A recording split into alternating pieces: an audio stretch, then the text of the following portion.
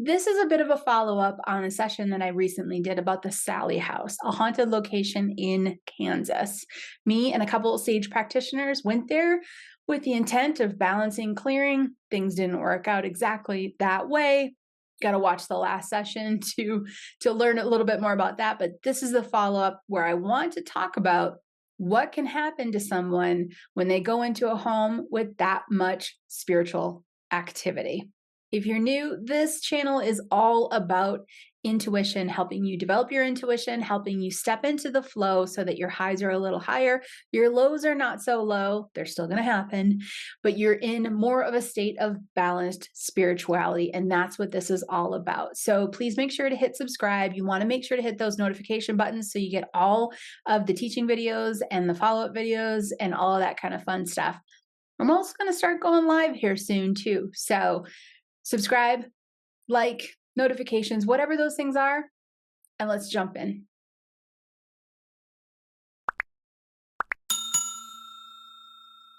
Okay, follow-up session on this one. Now, I had a previous session not that long ago about the Sallie House, which is a haunted location in Kansas. This house does fall in, or did fall into, the category of my definition of a human zoo, where living people are purposely retaining spirits in a location in exchange for selling tickets for people to be able to experience the joys of haunting. Now, we went there. Just the super small recap. You can watch the last session, you get all the details. We went there and we had a lot of different things happen that were very interesting. We went there with the intent to clear.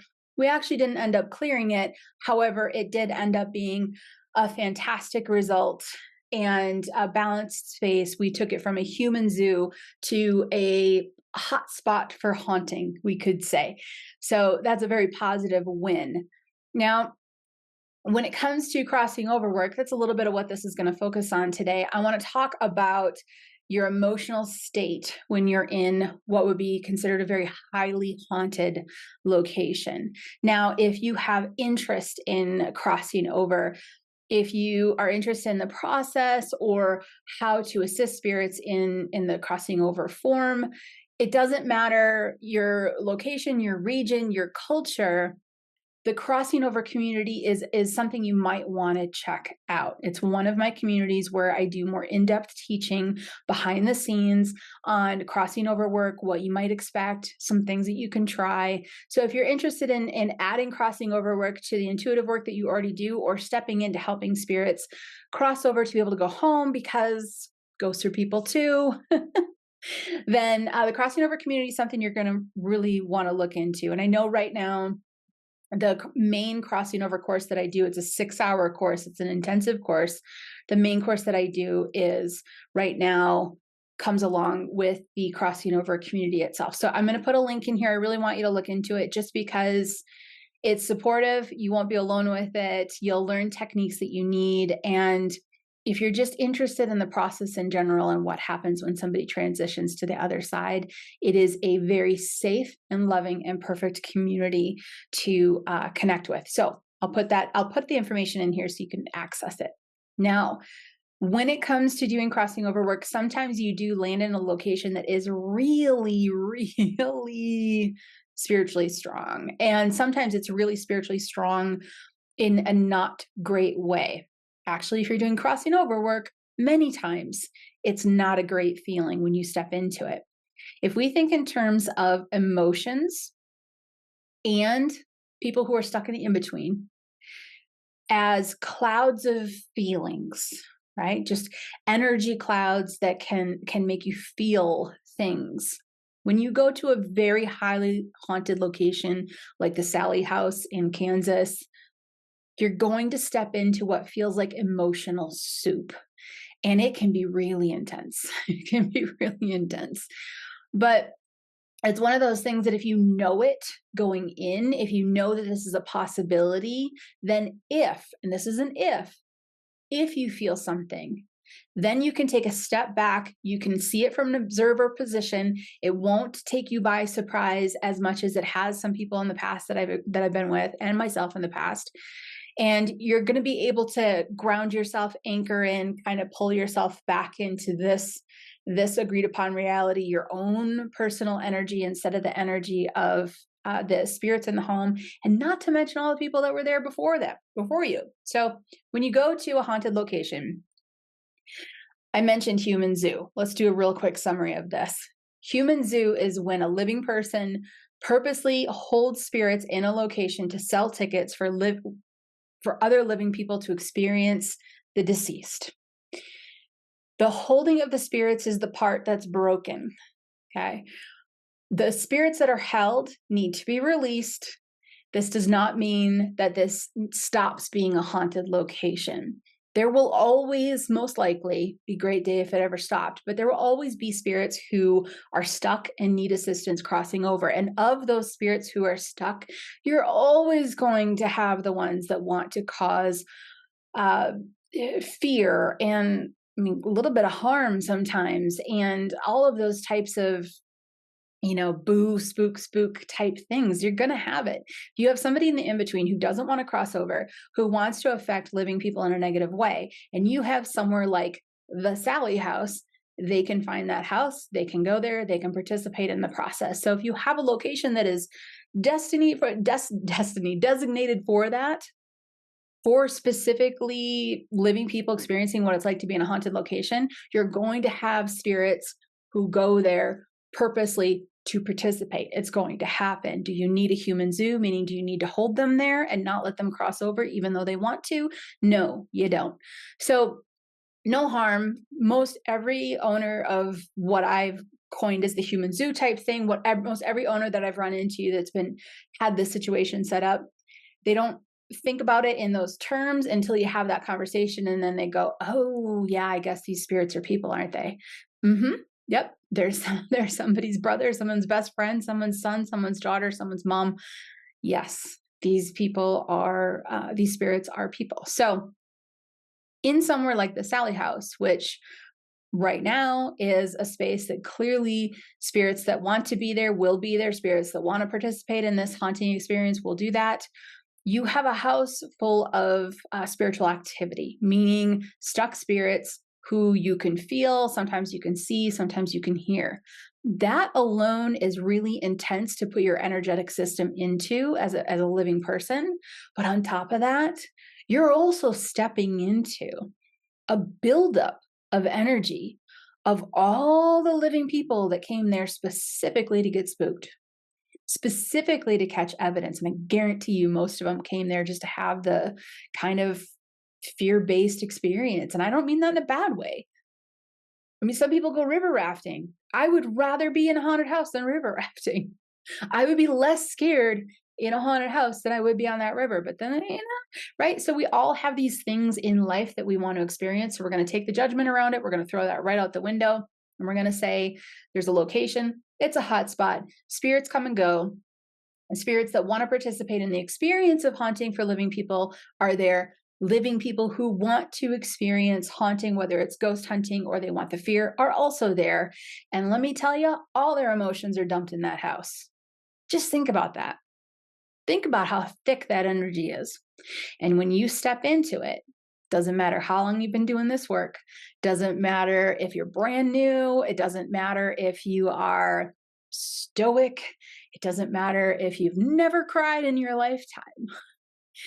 It can be enough pressure energetically on your system to kind of squish that protective bubble of yours. And again, doesn't matter. And each person's gonna be different too. We went with 4 individuals, 4 of us, 3 practitioners. 3 of my practitioners went and invited me. I was like, yeah, let's go. So the first practitioner, she was the one that came across this, was drawn to it, felt the need to go there. She is very in touch with her emotions. She's actually one of the most kind people I've ever met in my life. Sweet, kind, supportive, caring, helpful, very in touch with her emotions. She was not railroaded with the overwhelm of emotions. And if I had to speculate, that's all this would be, it's most likely because she was the one called there to help rebalance the house, right? Not unhaunt it, Yeah, it's still going to be there to create experiences. So if you're watching this and you're like, well, now I won't go to the Sallie house, you're still going to have the experiences going to the Sallie house. You're just not going to have them on spirits that are purposely being held there against their will. So, but you're still going to have them. So that's what the balance is, taking it from a human zoo to an actual location of just haunted activity. She didn't have that, implosion of emotions. She had some, and I'm not her, so I can't completely speak to it. And then there's a second practitioner, and she was the one that was getting messages before we even went on how this whole thing would unfold and the clearing would unfold, and she was spot on. And she felt these experiences or she felt the emotions and the experiences and all that, but she works with people in their emotional state and balancing people's emotional state in her day-to-day work. So she's a little bit more in tune with it. Maybe that's it, we don't know, but she felt it, but it didn't really kind of implode her energy. Now me and the other practitioner, and just to give you perspective on this, the two of us both had a big emotional reaction to going into this home. And here's the perspective I really want you to take away from this. This is the first time she has gone in to a haunted location like this that has this much activity. This is not the first time I've gone into a haunted location with this much activity. This, for me, this was old school. I've been here, done that, gone up against things that were fiercer than this. For her, this was brand new. This was a first time experience. So she had a lot of impact when we were in the home. We actually needed to, and this is a great tip, if you're in a situation like this, leave the premises for a minute. Just like step outside of the circle of activity if you can. And that's what we did. Her and I walked outside, and she was like, I'm thinking of this and I'm thinking of this, and it's bringing up a lot of these emotions. And you could feel the emotions flowing through her. And we just talked about this. We're in the soup. This is where we're at. This is what it does to a lot of people. Actually, most people I know who have gone into really heightened places like this have had really heightened emotions, and they pull them out of you, right? The emotions make you start attaching what you know around the emotional feeling you're having, and then it just kind of sinks in and it explodes. And she was connecting it to the things that she loves and whatnot.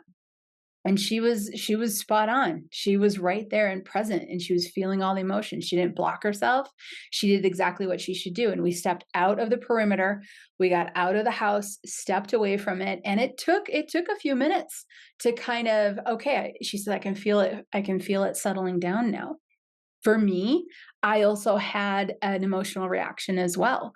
And again, this is not my first haunted rodeo in any way, shape, or form. But when I was there, I was observing myself having fear-based thoughts that were really old patterns. We're talking old codependent years ago patterns coming up. And I even watched myself thinking, "Oh, that's a ridiculous emotion or thought to have. It doesn't fit who you are today." And I verbalized it when we were there, but it wasn't until we left that all of a sudden I got really impacted emotionally. And then it took me probably 24 hours to rebalance that, to do clearing work on myself, to do GCP over and over again and rebalance it to get my emotional body back to my emotional body. Now, coming into this as well, I was also processing through some personal stuff and legal stuff. So I kind of was already a little bit sensitive going in. Nothing wrong with that. It was perfectly normal life stuff. It was completely perfect. But, I went in, coming off of that human stuff, felt old patterns coming up while I was in there. And then once we left the Sallie house, even after it was balanced, just because a property is balanced and cleared doesn't mean you necessarily are as you're walking out, and you do need to continue to do some additional work. But it took me a good 24 hours or so to kind of really feel like all three of my bodies, my physical body, my programming body, and my spiritual body were aligned again, back into, like, I'm back. Here I am, I'm back. So please keep this in mind. I share this with you because there really are no measurements You can't look at one particular individual and say, that person's going to have an emotional reaction and that one is not.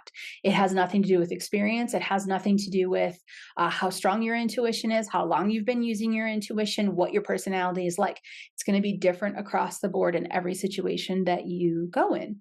So if you go to a location that is haunted and you're feeling more emotional than usual, know that that is a reaction to the intense energies compacted in that area.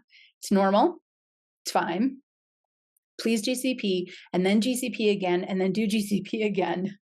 Talk to a friend. I actually reached out to her was it that night or the next morning? The next day, I don't remember what it was, but when it all really hit me, I reached out to her and said, all right, I just need to ground here. And she showed up. She was like present for me. And we're like, okay, here I am.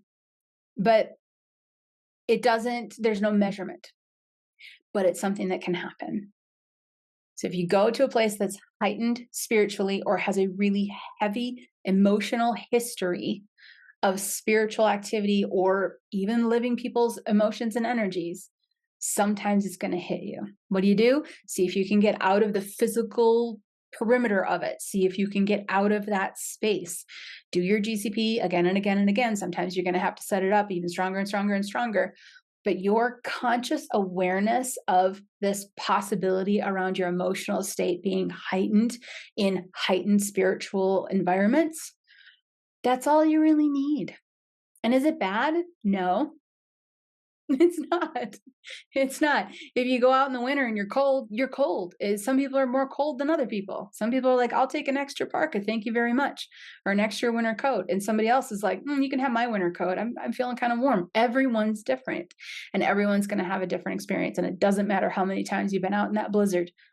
Doesn't matter how many snowstorms you've walked through. There's going to be that one snowstorm where you're like a little extra cold, and it might happen. So take care of yourself, observe the situation, and, make sure that you've got your spiritual protection in place, and have a buddy. If you can get a buddy, if you can have a friend come with you, have both of you aware to kind of checking in with each other and how this goes. And know that sometimes it's going to take, especially if you go in a really heightened, spiritually kind of lit up location, it might take a little bit to completely get yourself back to balance. And that's okay too. This whole path isn't about perfection. It's not about doing it perfectly. It's not about, well, this person is, at this level and they do it this way. And this person's at this level, they do it this way. It's about being you. It's about you making sure you have the tools that you need and the support that you need. And then it's about you stepping into the journey. So book the rafting trip. And if you want to go to a haunted location, go, just be aware that you might step into some emotional soup, but that you're going to be okay. And if you missed the last episode on the Sallie house, the haunted location in Kansas, don't worry about it. Click this link. It'll bring you right to it.